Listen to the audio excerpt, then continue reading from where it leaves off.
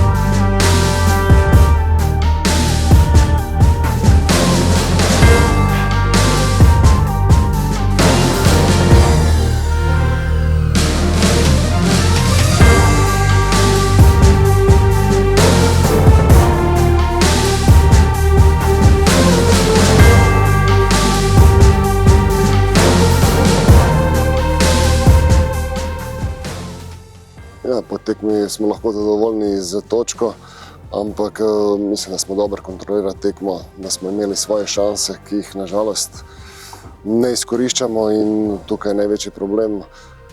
Je pa res, da so se fanti dobro borili do konca in smo zasluženo osvojili piko. It's a difficult situation for us. We come now from 2 losses and then today we draw. It's a difficult moment for us. We want to win every game. We have to change things around. We are NK Maribor. We cannot lose 2 games in a row and then draw. We have to change it around. We have to keep working hard together, believe and on to the next game. Serija gostovanj se sedaj nadaljuje že čez nekaj dni. Nadaljujemo z 2-kratnim gostovanjem v Prekmurju. Najprej v sredo popoldne prestavljena tekma proti Nafti.